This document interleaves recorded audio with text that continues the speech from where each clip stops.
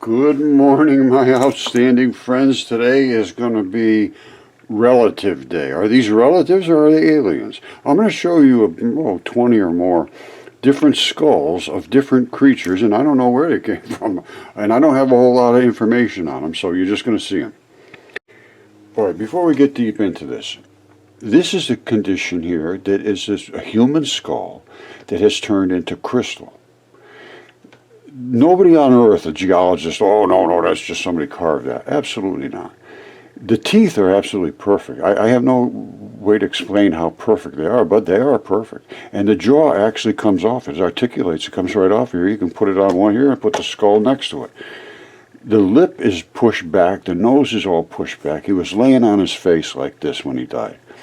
The conditions it's called nucleophilic substitution, and everything got substituted to silicon dioxide with quartz crystal, except the nerve fibers. Nerve fibers have a special thing in them. You see, these are all your nerve fibers, and they have a special coating on them that keeps them protected from the rest of your body. And when they crystallize, they don't change like the rest of the crystal. They turn into this cloudy looking stuff, which it's the invasion of that specific type of membrane. All right, and here it is. This is exactly identical. There's no way you can miss this. This is the cerebellum. All right, this is the cerebrum, the big head part. The cerebellum is a little ball that sits in the back here. And that's sitting up forward here. Why isn't it way back here? Well, it's because the guy was laying on his face. And it pushed its way down. All of this it's identical. There's no way you can possibly miss this. Is actually a human head, and it petrified in this manner. And I fully understand mud fossils. I understand them inside and out. Anything you can show me, I can tell basically what it originally, that's a kind of a broad statement. I understand how this nucleophilic substitution works, let me put it that way. And virtually anything, even my goose, Caesar right here. There's a goose. There's his feathers. Everything can convert, and they did in the Great Flood. We had a great flood here on Earth, and it was a hot water flood. It boiled all these things out until all of the biological stuff was moving so much that it did what they call nucleophilic substitution. So because all of the molecules in your body are really not stable, because they're continuously taking on and giving up stuff, continuously. So they're not stable. That's why you rot, and they blow and they bubble up, because they have no way to get rid of this stuff. Well, in a flood, different story. It's all bubbled out into the waters, and it's continuously doing this aqueous, watery substitution of molecules going in and out, in and out, in and out, in and out for, I don't know, months, years maybe, and very, very hot.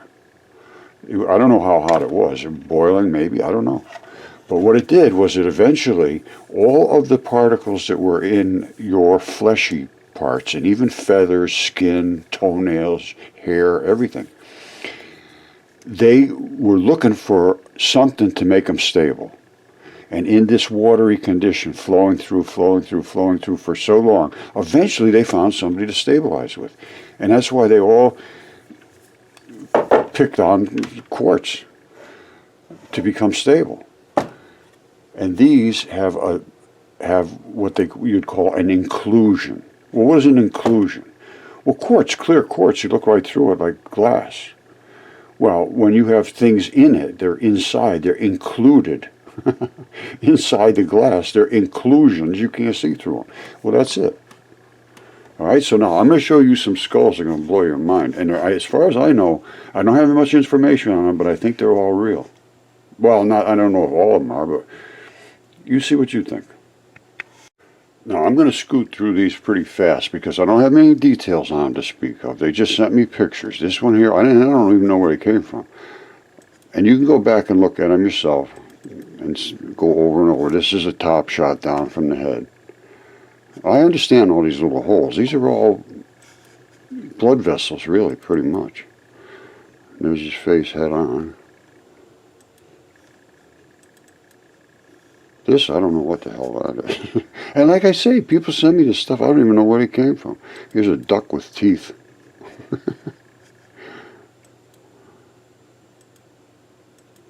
I think that came from, I forget what you call it. Oh, it's the one in France. Fontainebleau. Fontainebleau, I think it is. Now, this, I'm pretty sure that guy's a head. This is his little nose inclusion. You can see, if you know what to look for, and I do, I could tell you basically any of these things, if they were really truly real or not.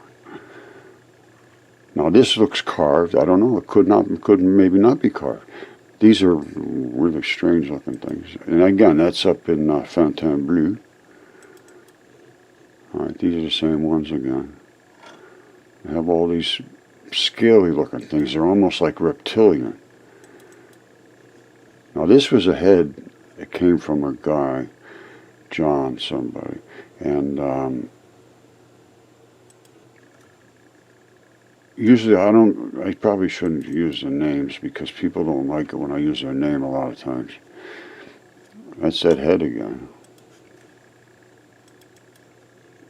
That's the head a little close up with his teeth and so forth. That's the throat right there, going up the throat. And whenever you see this green moss growing, there was red blood in this area. They love blood. Boy, that moss loves blood. This, I think, was a real head. You see this? And you see up in here? I don't think anybody plastered that stuff in there. I think that was the different texture of that area. This thing here really throws me for a loop. I think this must have been carved out of a heart or something, or these things were just solid blood. You see all this red stuff running out there? And all, you know, the lichen and everything growing on here, it loves red blood. And this looks like his red blood is just leaking out of this thing. That's all I can say. And again, I don't know where the hell that is. I don't know any of this stuff, to be perfectly honest with you. Look at this thing. They just send me these things because nobody will talk to them about them. They try to show somebody and they don't want to see it. This is down through the throat of that just last one I showed you. And this looks like it's Oriental, something. They're showing some of these ancient creatures that, you know, they knew about them. A lot of them knew about these things. There's that skull again from the top looking down. I think that's the same one. That one there, I don't know what it is. Hold on a second. Okay, where this came from, I have no idea. People send them to me, and you can see what I got. That's from Easter Island, I'm pretty sure. This, I'm not sure what that is. Or it could be carved, I have no idea. And again, I don't know where these things came from. Could be a head. This was down in South America somewhere. They blew the head off with target practice. But you see this? This goes way back. This is an old shot. That came out of Kentucky. But I had another one from Jim Burchell and Arlie Caudle out of Kentucky that was absolutely perfect. This is just a sketch. This is not. that's real. And I understand this flaking and everything. That's interstitium. This was from Heath Bowman. I've used his name before and he's never yelled, so. It has like 2 ears on the side. I mean, it's just strange looking. And I believe he sold that. I don't know what we got there, if that's a head or not. This is, I think, from Sibley. Look at that.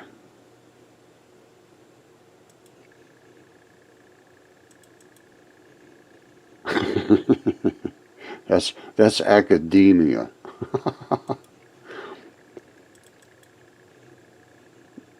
Yikes.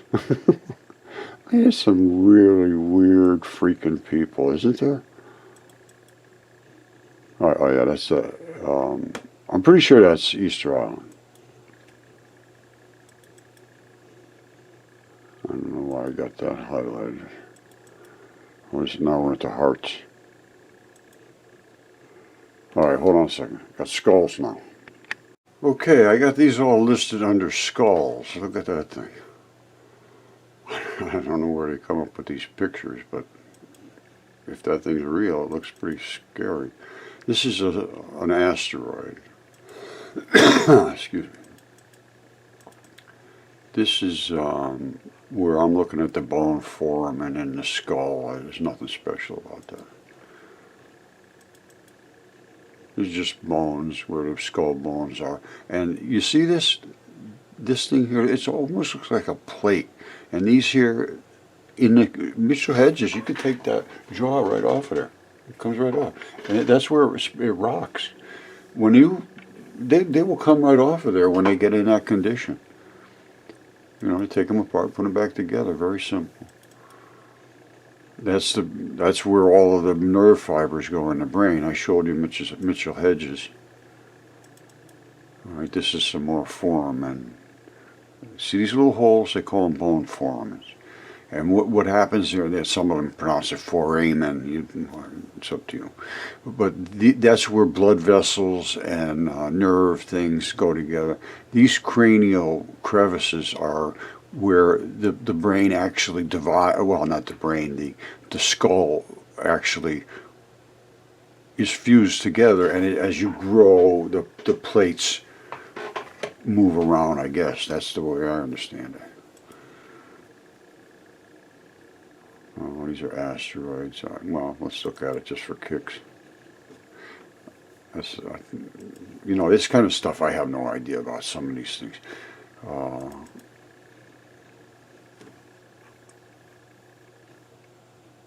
I don't know why I'm showing that, just for some of the holes in the skull. This is Mitchell Hedges again. And this is it. There is the exact, plus look at the lip. And the nose pushed back like that. Who's going to carve it with that? And the same thing happened to us with Jim's head. I'll show you that in a second. That's just a skull. You have to understand the anatomy 100%. Look at that thing. Yikes. Yikes is all you can say. I'm telling you, there is some crazy stuff. These are the ones that are on top. Here's a skull. Look at that. 3 eyeballs, 2 noses, 2 jaws. How could that thing live? It sure looks like it's real to me. I don't think that's a fake. That's why I look for all these bone foramens. I look for all where the plates match up together. You know, you got to really understand this stuff intimately, otherwise you get lost. Now look at this. This I think is real. I think this was real too. Remember I told you to look for that plate like goes around here? The teeth all look absolutely perfect. This is what they call a geode, and it's crystallized similar to Mitchell Hedges, only this had a bunch of transition metals in it, and it didn't just have quartz. All right, let's see what we got here. Look at this thing. Now I believe this is limestone, which is growing on certain types of tissues. And it's some kind of fleshy tissues, like right around the nose, right around the eyebrows, and your lip area and so forth. And all this stuff out here must be some kind of flesh or something that is growing on, because that's where it's growing here. It's growing on these fleshy bits. That's the way I'm seeing it. And I'm quite sure that's real. Nobody's faking that. That's it. See, this is what happened to us. The same thing. See, this guy died laying right on his face too, or somebody pushed his nose in, and somebody smashed his head in. That is caved in. That's a crack in his skull. And this is blood. It's red and black blood, which is the artery and the vein blood. He has a cap on. This is a cap. You can slide a playing card up under there. We had this looked at and CAT scanned down in the University of Texas in Austin, and then they refused to talk to us. Yale wouldn't look at it. Nobody looked at it. This was Jim Burchell and Arlie Caudle down in Kentucky. Arlie found this in a mud bank and took it out of the mud bank. He said, "Holy smokes, it's a head." And he's right, it is a head. Nobody carved that. This was in 20 seconds on TV. It was declared by Scott Walter that this was carved at 100% certainty, no question whatsoever. Yeah, this is just ferrous oxides. There's nothing to it. It's just sandstone. No. This was biology. This was a guy's head. And that destroyed our research. It was on TV on the History Channel, and he's never backed off of that statement. And he refused to talk to me too now. So, when you can run and hide, well, that's what you do. A few years later, I wrote this book about mud fossils, Velikovsky, Minds in Collision. Velikovsky wrote Worlds in Collision. And he detailed exactly what happened to our Earth 3,500 years ago. Everywhere in every single culture had the same story, the same date, the same events. Catastrophic flood. Hot water flood caused by a fiery comet almost impacting with Earth. Academics won't even listen to. They destroyed him. That's why I call this Minds in Collision. The same thing with Scott Walters. An honorable person would discuss this. But there is no honorable people now in science. It's just not accepted anymore. You can't say anything because they push you off to the side. They won't let you be involved anymore. I've never been involved. They won't let me be involved because I come up with truth.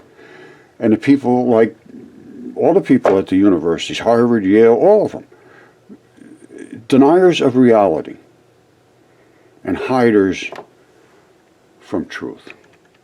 All right, so that's the Naga. Possibly, I'm just saying, but I've seen this. No question, this thing was alive at one time. The throat articulation is there. It's flawless. It's got the artery and the vein, all that. And the head was cracked in the back. You see the crack? And it's red-blooded. This is red blood coming out of there. And the only closest thing I could find was that Naga. Okay, this is the Naga that it could possibly be Kim's head. Cut right off there. All the hair is gone, but the crown is still there. Okay, that's the vein and the artery. The red area is the artery and the vein on Kim's head.